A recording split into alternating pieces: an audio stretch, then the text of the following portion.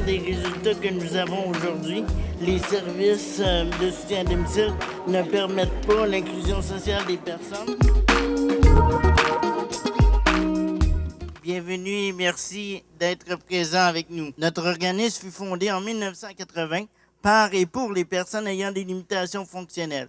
Notre mission est la promotion et la défense des droits des personnes ayant une déficience motrice. Depuis le début, le dossier du soutien à domicile est d'actualité. D'ailleurs, vers 1983, une coalition de 25 organismes était formée à Montréal pour travailler à l'amélioration de ces services. Comme ce dossier n'avance qu'à petits pas, nous le traitons toujours de façon prioritaire.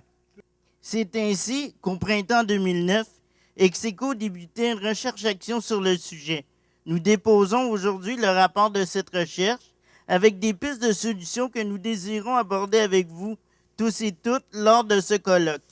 Sont joints à ce rapport un résumé de cette recherche ainsi qu'un fascicule ayant pour titre « Des témoignages qui parlent ».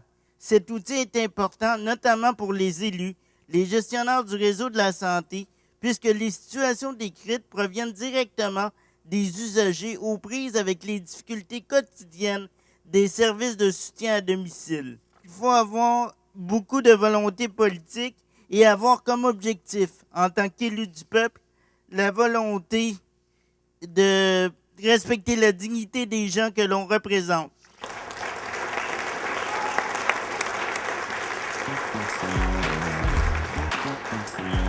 Alors, il y avait 3144 heures de services de soutien à domicile qui étaient dispensés pour une moyenne d'heures de 13 heures par semaine. Il y a 12 malgré tout des répondants qui recevaient une moyenne d'1 heure de service par semaine. L'état de santé des personnes est un facteur d'influence pour l'évaluation. Toutefois, on tient à souligner que l'évaluation des besoins est élaborée sous un angle médical, mais c'est au détriment de l'inclusion sociale. L'âge est aussi un facteur d'influence. C'est chose surprenante, plus on avançait en âge et plus les services diminuaient. Ensuite, le sexe est également un facteur d'attribution des heures. La moyenne d'heures accordées par semaine aux hommes est plus élevée qu'aux femmes. On a déterminé un déficit d'heures de 868 heures par semaine parce qu'on avait demandé aux gens les heures qu'elles estimaient nécessaires pour elles et les heures que le CLSC leur avait accordées. Cette variable, ce déficit de 868 heures, est devenu la clé de notre recherche parce que c'est les heures qui manquent qui vont déterminer le taux de satisfaction ou d'insatisfaction des gens. Et ce sont les personnes qui présentent une déficience physique sévère qui sont les plus affectées. Donc, on peut faire un constat, le réseau de la santé et des services sociaux ne répond que partiellement aux besoins des personnes ayant une déficience motrice. Il ne tient pas compte de la volonté des personnes de participer activement à la société, de leur capacité d'être incluses et de leur contribution potentielle. Fait que le discours de l'inclusion sociale, nous, comme intervenants, on ne le possède pas. Donc, on a de la job à faire.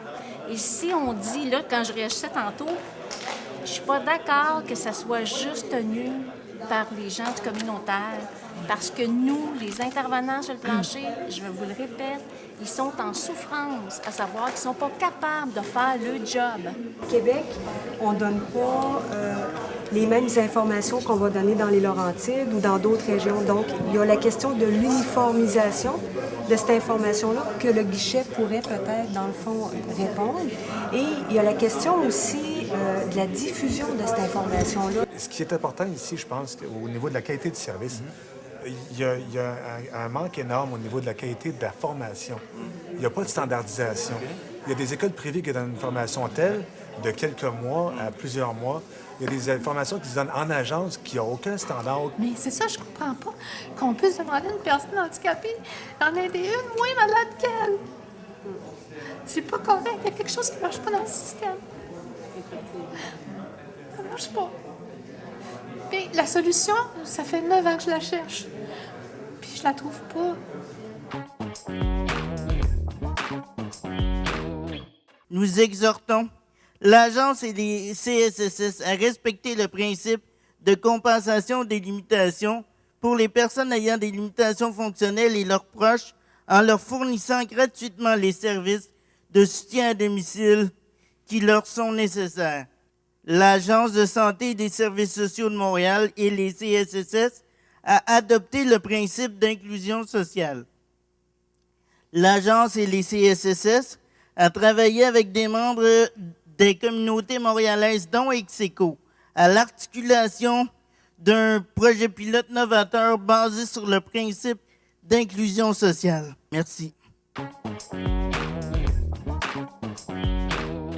Ce qu'on doit retenir du colloque, c'est que l'ensemble des décideurs montréalais en santé et services sociaux doivent appliquer le concept d'accessibilité universelle qui permettra l'inclusion pleine et entière des personnes. On ne veut pas juste rester à domicile. On veut être capable de faire en sorte que les services de soutien à domicile nous permettent de jouer notre plein potentiel dans la société, c'est-à-dire aller travailler, aller aux études, pouvoir s'accomplir en tant qu'être humain.